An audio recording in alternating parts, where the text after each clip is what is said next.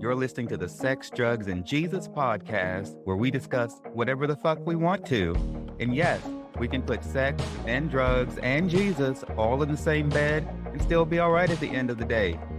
My name is Devanin, and I'll be interviewing guests from every corner of this world as we dig into topics that are too risque for the morning show, as we strive to help you understand what's really going on in your life. There is nothing off the table, and we've got a lot to talk about, so let's dive right into this episode. Who knew that Uber and Lyft had car assistance programs, y'all, that will help you obtain a vehicle in order to use to go to work for them and make money, even though you don't own your own car? Useful information like that is what my guest this week brings to the table.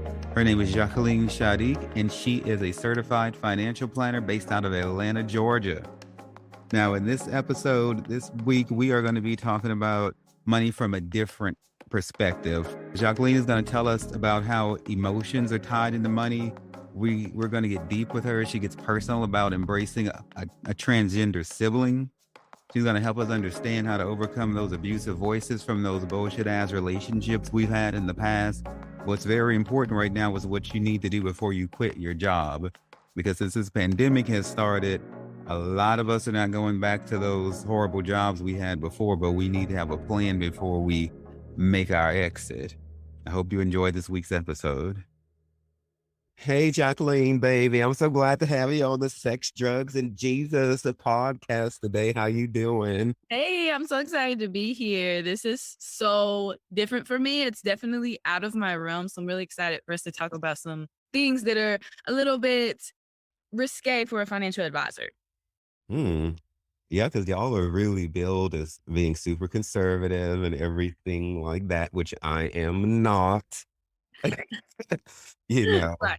so on this show, honey, your brand is your brand, but you're free to say all the words that you can't say on other people's podcasts. And you do you. I'm probably gonna cuss at many points because that's how I am. It's my truth.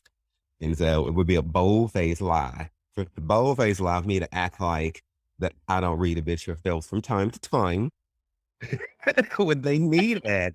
And so you're a certified financial planner, and just tell us why you do what you do.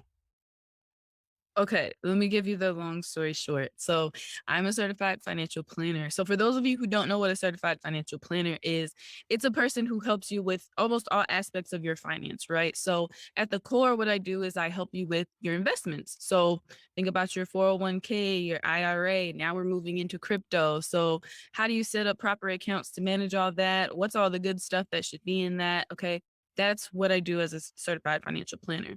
Now, the reason why I am a certified financial planner, actually, it was a trauma response.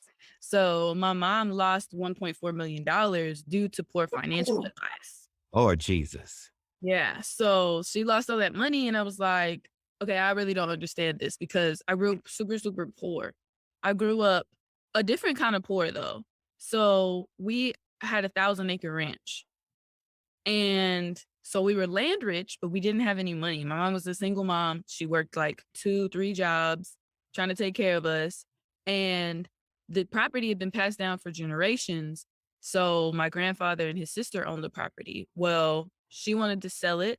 And so she sold the property. My grandfather tried to contest it and he died in the process.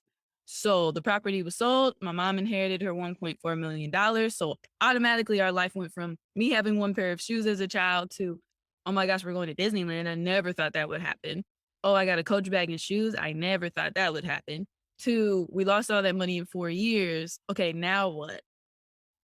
So I said, Mom, I don't understand why we went from nothing to something to nothing financially. And she was like, yeah, I don't know, something about the economy and a stock. And I was like, yeah, that's not good enough for me. I need to be the person who knows the answer to this because that's not okay. But damn, it sounds like she could have sold half the land. Yeah, it was a very messed up situation of my grandfather and his sister owned the property. So my mom and my aunt had zero say in what happened. So when my aunt, who it was funny because, like, you have these like typical family stories, right? They kind of follow this storyline. So in this family, it's the brother and sister, and the sister leaves the like farm that everybody grew up on, and she goes to live in the city, and she becomes this big time attorney and all this, right? And the brother stays there, and my grandfather was a NASCAR mechanic, so he used to have like a car shop and all this. So it's like a typical kind of like country storyline. And so she goes to the city and becomes this big attorney and is like, "Oh, I have this huge asset that I own and I don't use. I'm going to sell it." Doesn't matter that the whole other part of her family all lives on this property. There was like 10 of us that were still living on this property. She's like, "Yeah, no, I'm going to sell it." Now, she sold it at the perfect time. If you guys are familiar with 2006, 2007, then you know she sold it at the perfect time.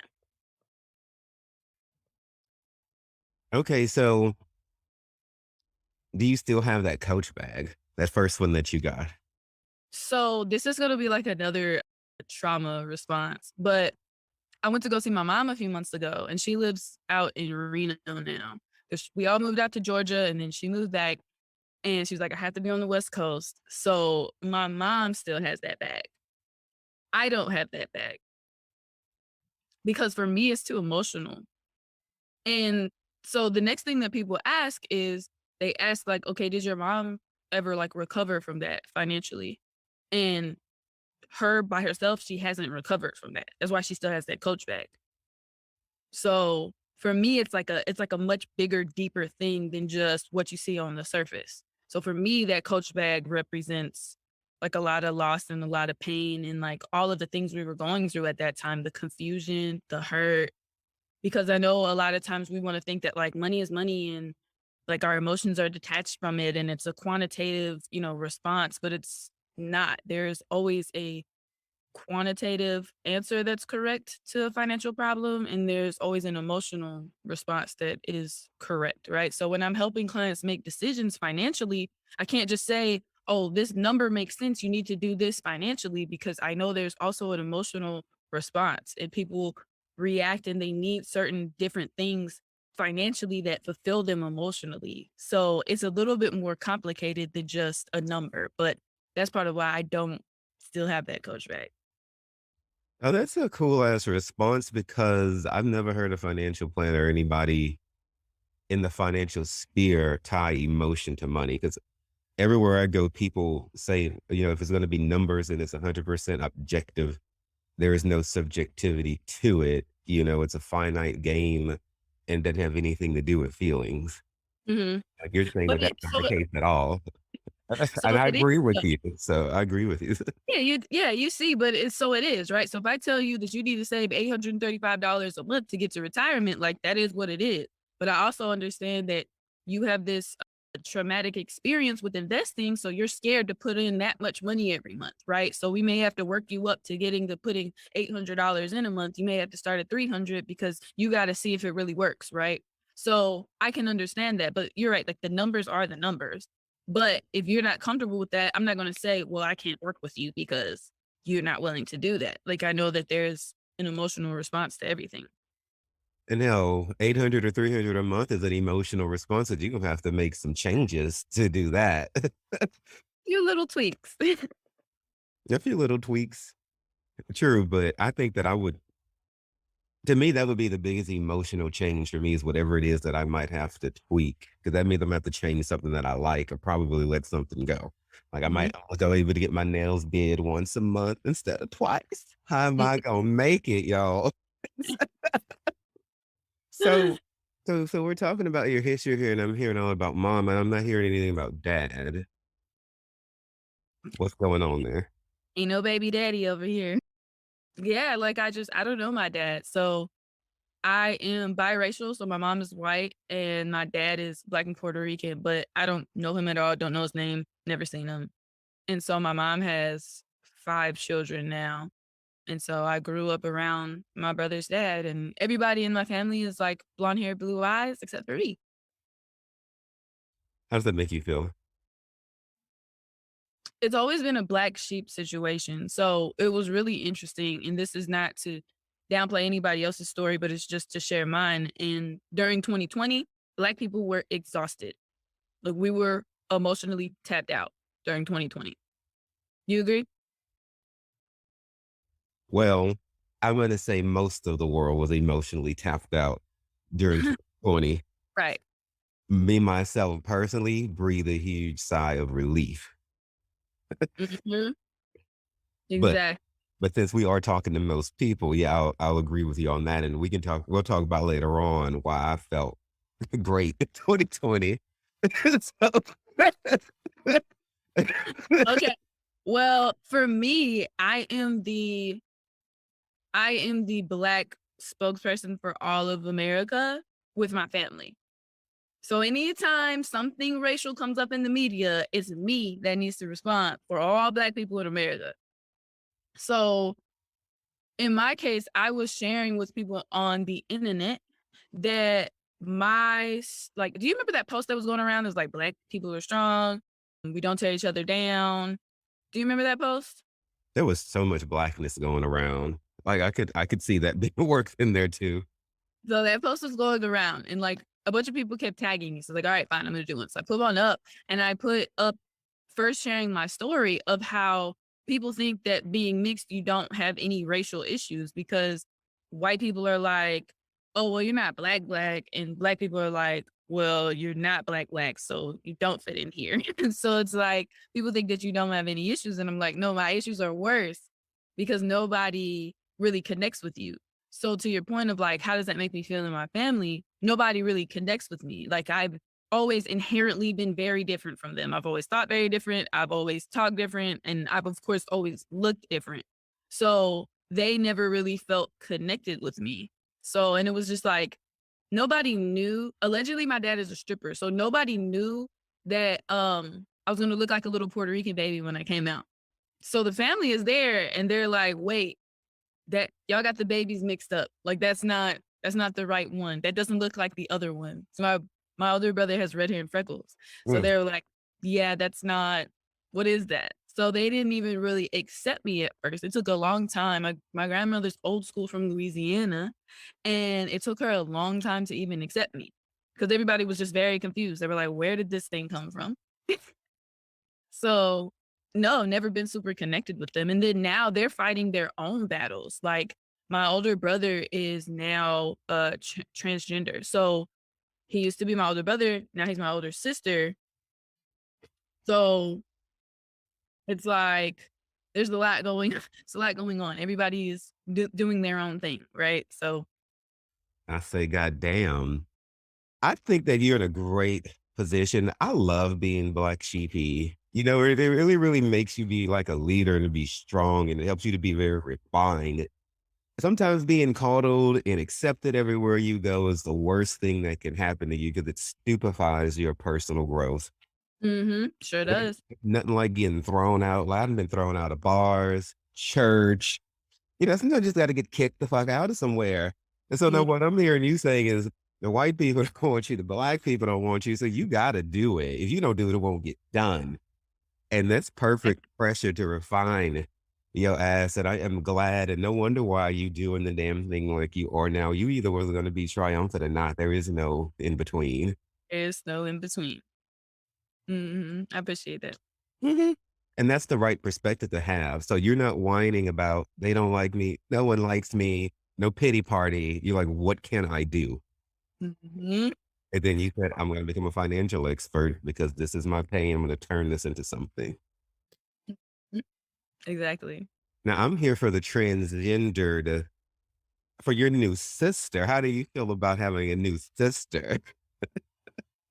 It's okay. Let me explain to you like how honestly confusing it is. I'm gonna be fully transparent. Let me be honest with how confusing it is. So I have 4 siblings now. My youngest sibling is a 9-year-old sister, and she came to spend the summer with me. So she was here for the summer. I had some friends over. So friends just making conversation with a 9-year-old. She's like, hey, so how many siblings do you guys have? It's just the two of you sisters? So my sister says, well, and she like looks at me to like finish the question. And she's like, well, I guess kind of. So then I've got to step in and be like, well, we had an older brother who, like about 3-4 years ago decided he was going to transition. So now his name is Gwen. He's no longer Max. So everyone is trying to process, okay, how do we deal with this? Because now, like, you want to be referred to as she, that's fine. But we don't understand how to process our old emotions. Like, we don't know how to process our old stories with you. Like, we had, like 25 years of stories with you being our older brother, being Max. So, like, how do we still get to talk about those memories for those 25 years and look at those baby pictures for those 25 years, but still be respectful of the place that you're in now and how you want to be addressed? So, like, how do we balance that? So, even it's apparent with my 9-year-old sister that she's like, okay, I want to be respectful, but I still don't know how to process this. And I still don't know how to answer that question of like, how many sisters do I have? Because by birth, you only have one other sister, but now you have another one. So it's been a lot for us to try to figure out how to process that. Have, And to somebody who hasn't fully processed it for themselves and they can't help you comprehend the situation, it doesn't make it any easier. have you asked her how hmm she would prefer you to look at the old life versus the new life? hmm Yeah. And so my sister, I think, still hasn't figured it out for herself. So if The she one, hasn't figured it out for herself, yeah. If she hasn't figured it out for herself, she's not going to be able to articulate it to anybody else.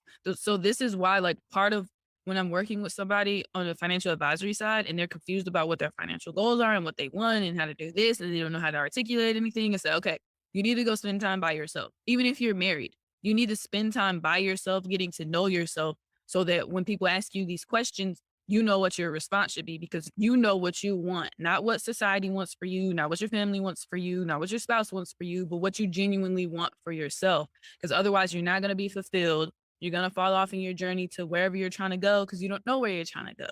So I think that in her case, she doesn't know exactly what's going on. Like, you're having a hard time processing it. And so because you haven't fully processed it, you can't explain it to us. So we're just kind of sitting here like, well, we want to be respectful, but we don't really know. well, I never had a sex change before, but I do understand what it's like to have a whole old life that's not going to work anymore, and you have to have another one. Because from whenever I was homeless before and everything like that. So, if somebody were to ask me and look at pictures from back, if there are any left, I'm sure there are. When I was like 127 pounds or whatever, when I was a drug dealer, in Houston, Texas, I would just say that old Evander is just no more. You know, he's dead in very many ways, and so what we had to do is a whole new life to start over. I'm not gonna act like that never happened, because it did, and I honor that, but I'm excited about the newness of it all. I cried to let that life go. And so when I look at people who are transgender, I would hope, and I mean, it's each thing for each person. But to me, clearly you don't want the life that you have in this sex. So to me, that person, like Mac, has to die so that Gwen may blossom. And I think that there needs to be a time of mourning to mourn that, because that person is no more, and that's fair. It's almost like the brother died, but you had a Mhm. sister born. So there's Yeah. just a death factor there. Yeah. So that's part of the problem, right? Because the family feels like they can't connect to the new Gwen because Gwen doesn't know who Gwen is. You don't know who Gwen is because Gwen ain't figured Gwen out yet. Yeah. So it's kind of it's kind of a lot to process, right? Right. So that's still like in the works. So I'm interested in hearing how that pans out. I'm all for transgendered rights, honey. I hope y'all get all the changes you need to, because there's no sense in walking around miserable. And for the rest of us, what we're gonna do is learn how to be more open-minded. And I'm glad that you are. But we're talking to the whole world here now. And if they tell you, baby, I used to be Bobby and now I'm Brittany, well, guess what? Mhm. It's Brittany, bitch. And you need to just get on the motherfucking train and catch the program. Put respect on my name, okay? Okay. Who was it that told you you would never ever be a successful financial advisor? Did I share that story? So it's funny you're talking about like old people dead and gone. So that happened for me.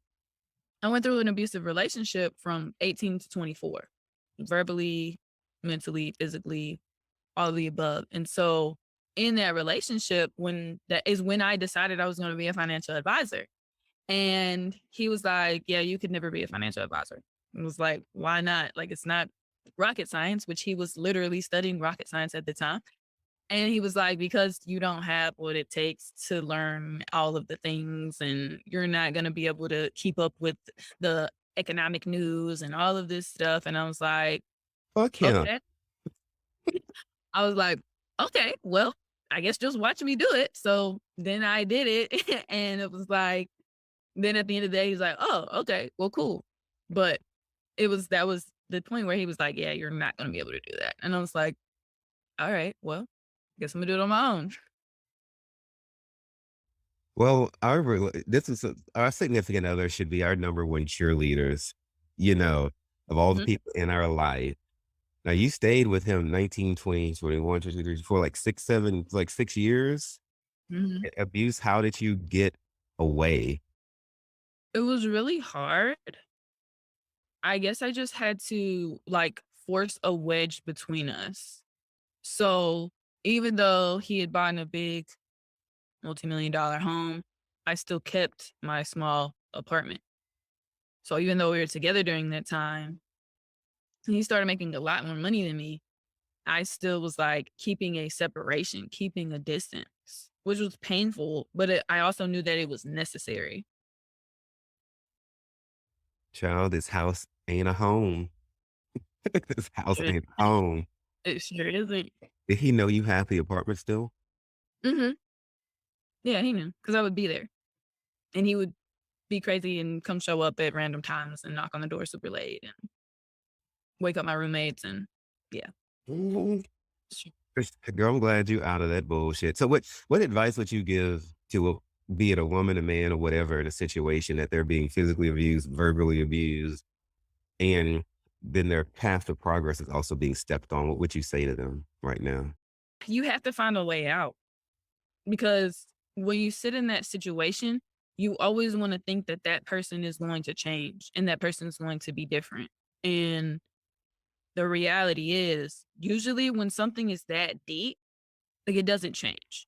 And I can say that now because I just rekindled with him, like had a conversation, we met up, and he wanted to be back together immediately. And I was like, whoa, I wasn't even considering that on the table. Like we were just having a conversation because the dog that we got together died. So I'm trying to be respectful to you, say, hey, like this is what happened, blah, blah, blah. Do you want to take part in the ceremony? This and that. He wants to rekindle the relationship. And I'm like, whoa, like that's not what I'm here for. And he's like, well, he immediately went back to the same way that he had acted 5, 6 years ago. So even though you say you've been doing all this peace planning and you've been drinking your green tea and you at peace now, and you're not physically abusive anymore, you're not controlling, I don't believe it. So what I'm telling you guys is, and I think most of the time you see this when you look back, right? You're like, oh, I saw the signs, I saw the red flags, I knew I needed to get out. You do. And the problem is, like, as much as you can hop on the internet and you can see all the things and your family can tell you it's not right, until you see it for yourself, it's not going to happen. But I need you to just be aware of what's going on. Just you gotta take care of yourself first. Girl, he pulled an Ike Turner on you. Now, I don't the people who know Tina Turner, I don't care if you do, if you don't. If not, you need to know who the fuck Tina Turner is. Because you remember What's Love Got to Do with It, one of the greatest movies of all fucking time. Ike tried to do that. He showed up after the band practice, brung her. He didn't bring her. He brung her some flowers. I'm quoting Ike Turner. And he tried to do that same shit. Let's get back together. Well, wait. Tina wasn't trying to have all of that. Oh, I can't believe he tried to Ike Turner you, girl. oh, like once you get over something, you realize like, okay, that was really bad. Like, okay, I can't do that again. Like you can't go back to that. Like, But kudos to you for having I'll say the humility to meet up with somebody. That's very big of you. I don't know that I'm gonna be like you one day. I, would- I, Just like you have to let go. Like you can't just hold on to those feelings. So I'm not saying that you have to reconnect with people in any way, shape, or form, but like I let go of any ill feelings that I had. And the other thing is like I don't have kids. So I watched a lot of people with their kids and like maybe, you and I had an abusive relationship, we had a child. So now I want to keep my child from you, even though it had nothing to do with the child. The child wasn't in any real danger. Like you weren't aggressive to the child, but now I'm hindering your relationship with your dad. Now, the only reason I can speak on this is because my dad, I didn't grow up with my dad, but my brother's dad was around and they were divorced and it was a big mess. And I was like, why are you even bringing the children? And mind you, I'm like 9 years old. And I'm like, why are you even bringing the children into this? Like, I am children.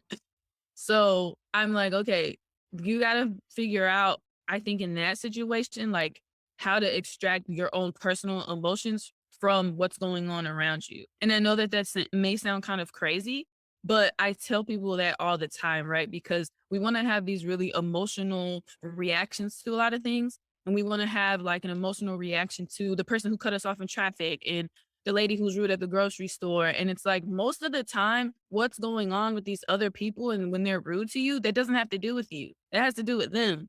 They're having a bad day. They're worried about something else. It doesn't have to do with you. So why get yourself worked up about that? Why make yourself upset? Why ruin your day over somebody else's response and how they're acting?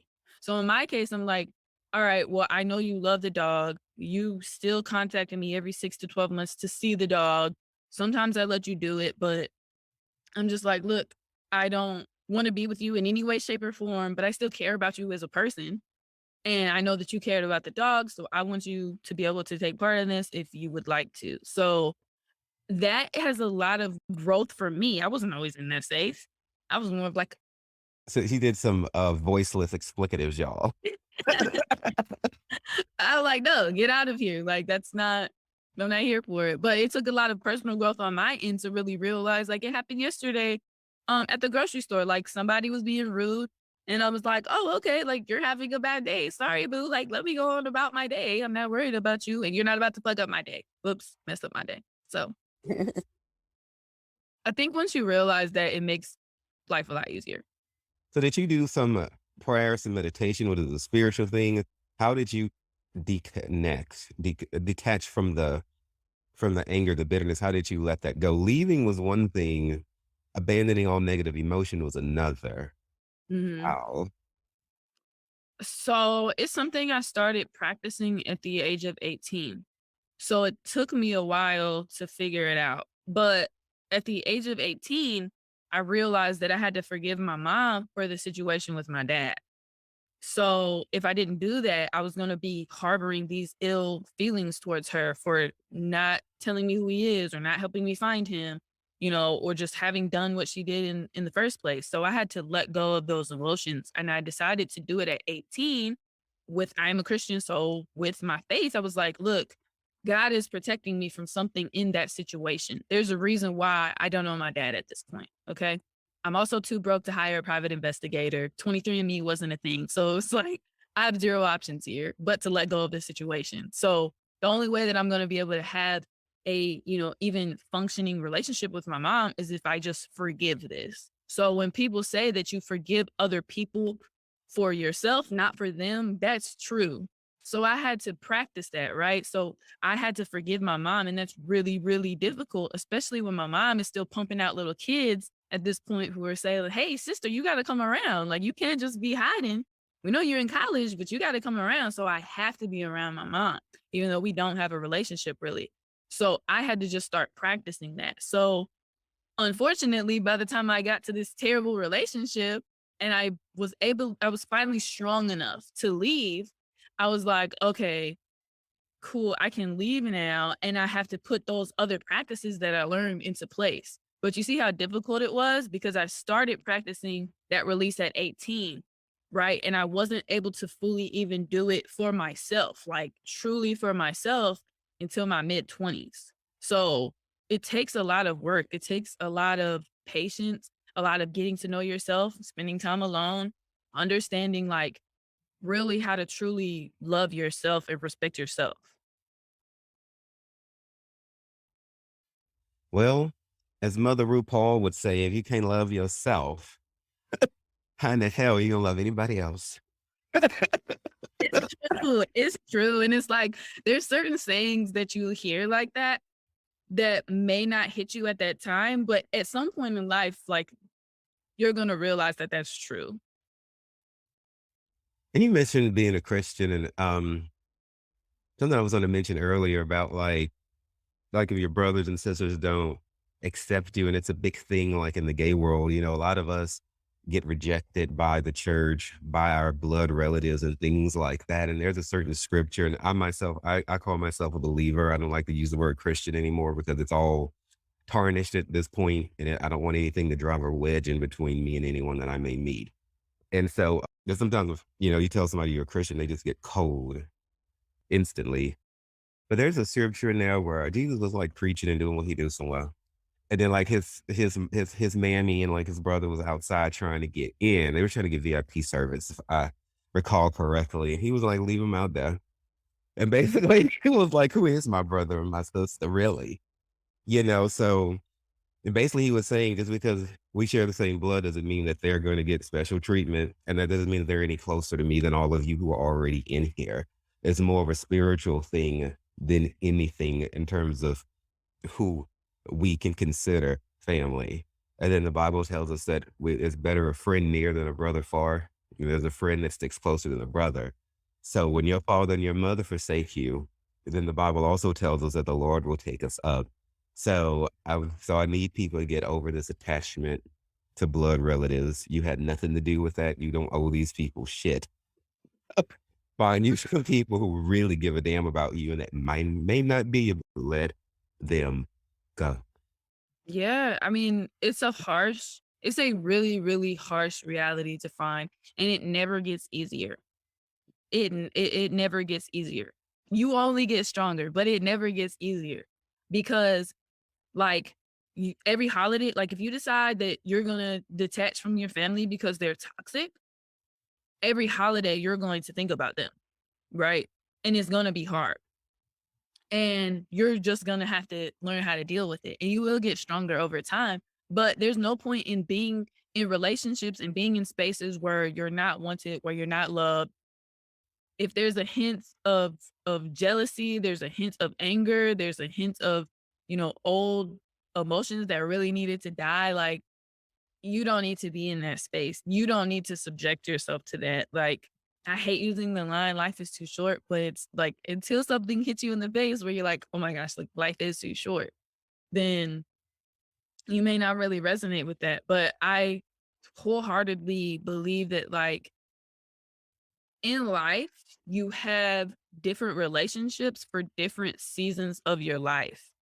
And, during the season of, my real growth, I had those family relationships, right? And they taught me so much about communication and managing emotions and just myself and how I deal with things, that it was good to have that. And it was good to endure through the pain. And it was good for me to keep going back and to keep, facing these these just terrible situations so that I could learn, right? Because I'm 28 years old right now, and I know a lot of people who go through these kinds of situations later in life.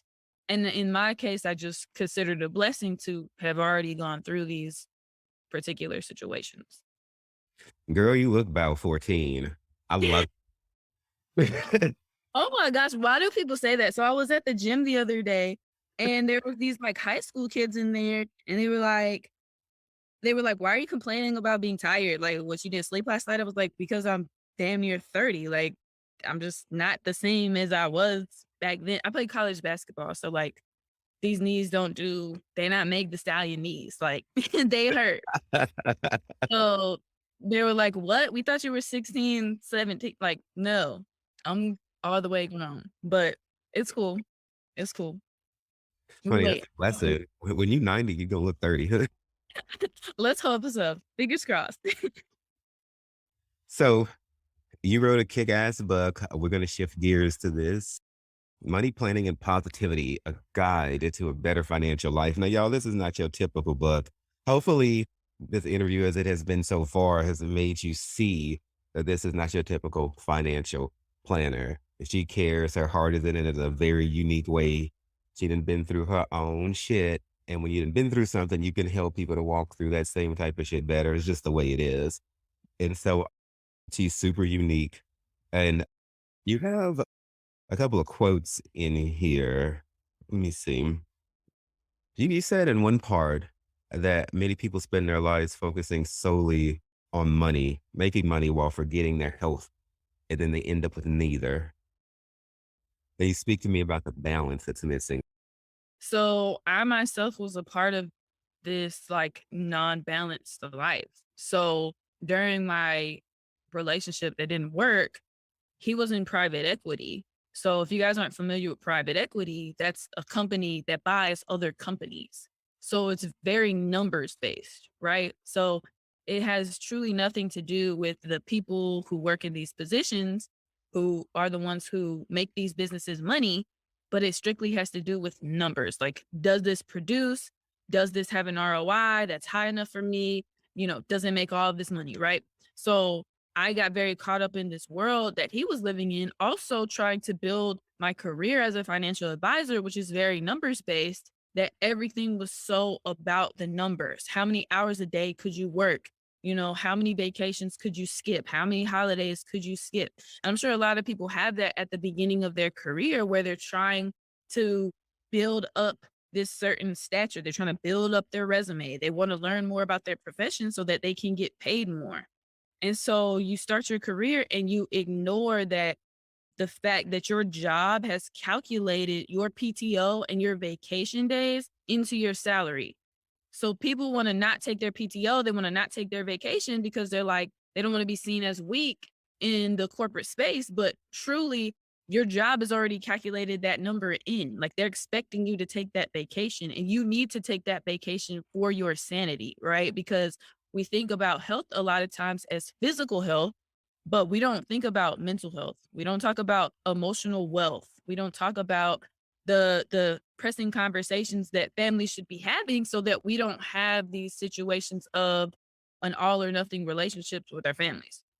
So there's a healthy balance between making money because you need money to sustain your life, but also making sure that you're taking care of yourself in your pursuit of more money.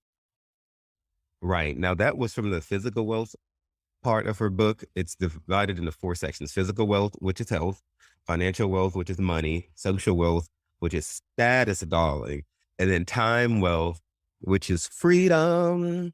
And so I like these four pillars here that you have because I've never really seen money broken down like this before. You have to worry when I get rich, I'm gonna hire you. So from the social wealth part, you were talking about like the coronavirus, the need to connect, and this part here has to do with like lifestyle inflation. But I want to get your we talked about the coronavirus earlier slightly and how, everyone was so like terrible in like 2020 last year. And I felt great about everything that happened, at least for me in 2020. But talk about like the connectivity that you felt like was needed. You said that you spent all that time with your dog and everything like that. And how does this tie into our social wealth? And I am sorry that you lost your dog. Thank you.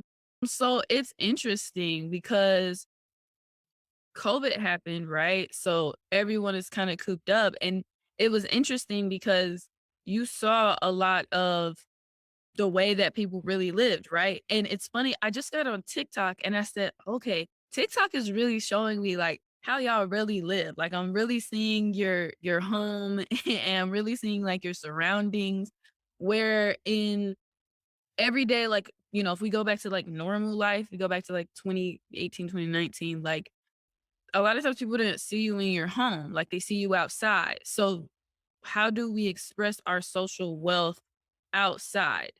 It's um the places that we congregate at, right? Then people are going to categorize your social wealth based on the vehicle that you drive. the watch that you wear, the clothes that you have, right?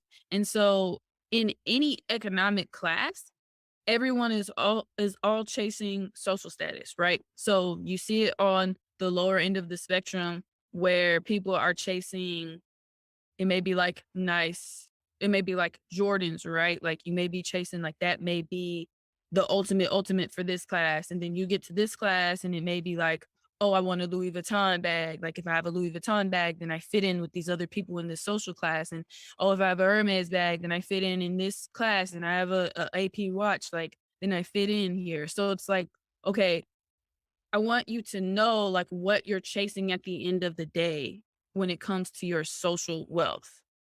And how much does that matter to you? What are you willing to give up? Because if you are chasing certain things in certain classes that you can't ultimately afford and they take away from your ultimate financial goals, then I want you to be cognizant of that.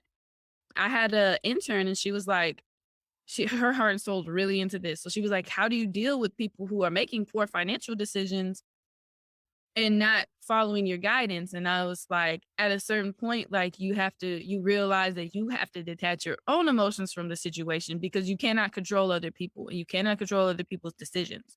So once people realize like they are responsible for their own choices, then the situation changes. And some people don't ever realize that. Like I had a client ask me for a refund this year because she was like, I don't like the information that you gave me. I was like, you don't like the information that I gave you because it was too real. I told you that you weren't making enough money for the things that you were buying. The things that you were buying were not really impressing people because they know you're not making enough money. Mm. And you like the reality of the situation. That's the harsh reality. I put it a little bit nicer than that, but that was the harsh reality. So she's like, I want a refund for my money. I'm like, okay, that's fine. And I'm not emotional about it because I know that this is your life and these are your choices and your decisions. I'm just here to give you some recommendations, some pointers to help you out better financially. But at the end of the day, it's all up to you and your choices. Well, I say just tell it like it the fuck is. It is what it is. So you That's said, what people need though. Like I was trying to figure this out like in the last year or so. Like I was like, okay, like you said earlier, I come from a very buttoned up industry. Like it's supposed to be very like white collar professional like we don't say certain things, we don't like, no, I have an obligation to tell you about yourself financially because if I don't do it, who will? And there's no point in beating around the bush and you not getting the message. Like, hello, you gonna get the message loud and clear here. Like, this is it, you don't make enough money for the things you're buying. And that's not always the case, but sometimes it is.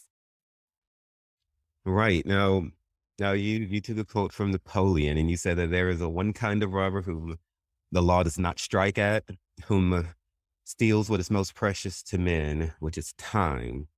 You talk about in the time wealth session that the poor spend all their time trying to make money while the rich spend their money to buy time. Can you talk to us about what you mean there? Hmm. Yeah, so in the case of being rich, you can almost buy your time back in a sense, right? And I'm not saying that you have to be like uberly wealthy, but think about it. Think about the things that take up your time that you don't like to do. Maybe that's going to the grocery store. Maybe that's cleaning your house. Maybe that's doing your laundry. Okay, I'm just listing out things that I don't like to do. And you pay somebody else to do that, right? Because then I get 2 hours back from grocery shopping. I get 2 hours back from cleaning my house. I get 2 hours back from washing my clothes. There's another 6 hours back that I'm getting every week or so that if I didn't have the money to pay somebody else to do that, then I would have to spend my time to do that. But instead, I can buy my time back, right? So now I can spend my time doing more things that I want to do, hanging out with my friends, reading, whatever it is. So that's how you can buy your time back. So that's why I'm saying that money is not the most important thing in the world, but it affects everything that is. And your time is one of the biggest ones. So you see everybody, just because you have a maid, it doesn't mean that you're trying to be bougie. There's nothing wrong with fucking being bougie, by the way. But but but sometimes as soon as somebody hears somebody has a maid, they get this attitude like, oh, she thinks she all that. No, maybe she just got other shit she'd rather be doing. Hmm. And it's really just that damn simple. And, and they're not like necessarily crazy expensive. When we had one in California back when I was in the military, I think it may have been like $50 or $75 a trip, for like a 2-story house. So I don't know what people think. I mean, maids, cause now living maid is a different price spectrum than the lady who just stops by once or twice a month. So if you don't have a maid, I'm like, yo, I can't stand cleaning my house. You got me fucked up. I'm not doing it. It's just not gonna happen. 'Cause Yeah, I would rather work on a podcast or write a book or go to work out or some other shit or garden. I really love the garden. And so I encourage people to take a different look at things that they have classified as beyond them or only for rich people, like maids and stuff like that, and come at it from a perspective of how can I alleviate stress off of my life by perhaps budgeting for this. exactly. And like to get a little bit more quantitative about it, like those are luxuries in life. And so I tell people before you can get to the luxuries in life, I need to figure out what your financial freedom number is. What's your financial independence number? What amount do you need to put up every month in order to basically retire, right? Or I call it work optional now because retirement just doesn't resonate with people, right? So, what amount of money do you need in the bank to be able to wake up in the morning and decide if you're going to go to work or not? So, how do we get there? We got to figure out what you need to put up monthly, right? So, that 800, 300 number that I was throwing around earlier, let's figure out what that is and make sure that you're doing that consistently every month. Now, once you're doing that consistently every month, now we have the flexibility to talk about luxuries. Now we can talk about if you have a nanny, if you have a maid, do you have a car service? Now we can talk about those things, but not until I've got you putting up an adequate amount, just from bare minimum. Right. Okay. So the last question I have for you is that so many people are restructuring their life. They're leaving their jobs. They're not going back. McDonald's, we don't care if now you want to put up a sign saying that you're going to give people $10 an hour, 15, that you should have been doing that the whole time. And then I heard how you bringing them on and you only giving them 2-3 hours a week at that higher rate. Stop doing that janky shit. It's going to come back to bite you in the ass, Mickey D's. And so since people are going to be quitting and they're not going back to these bullshit ass jobs, what are some financial things people need to do before they quit those jobs? And then any other advice that you have, I'll let you have our last word. Yeah. So before anybody quits their job, the best thing you can do is just make a financial plan. And it doesn't have to be anything crazy. It can be back of the napkin. Okay, what are my bills? Is the first thing. What are your bills? What are you responsible for every month on a necessity level, right? So what is your rent? What is your car payment? What is your insurance? What is your phone bill? What are those basic necessities that you need every month? And what do you have saved?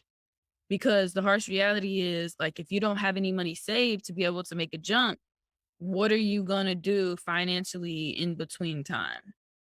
I guess you could take unemployment, but the idea is like, how can we make this as easy as possible? How can we make this as simple as possible? That's my job as a financial advisor, is to simplify finances for you. So I want you to just evaluate what you have, and I want you to look at what you need and then make a plan from there, right?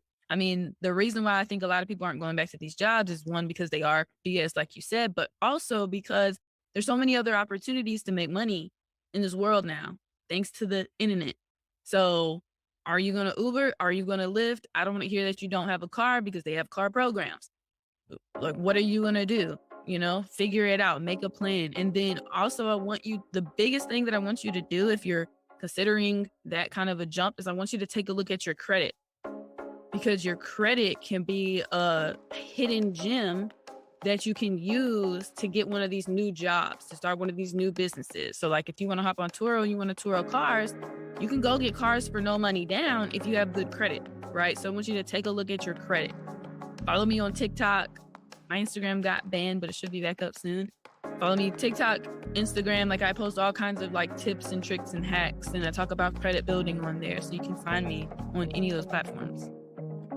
All right. Thank you very much, Jacqueline, for coming on the Sex, Drugs, and Jesus podcast today. I'll put your TikTok, your website, and everything in the show notes, and then we will go from there. Thank you so very much. Thanks for having me. Appreciate it. Thank you all so much for taking time to listen to the Sex, Drugs, and Jesus podcast. It really means everything to me. Look, if you love the show, You can find more information and resources at sexdrugsandjesus.com or wherever you listen to your podcast. Feel free to reach out to me directly at Devannon, sexdrugsandjesus.com, and on Twitter and Facebook as well. My name is Devannon. It's been wonderful being your host today. And just remember that everything is going to be all right.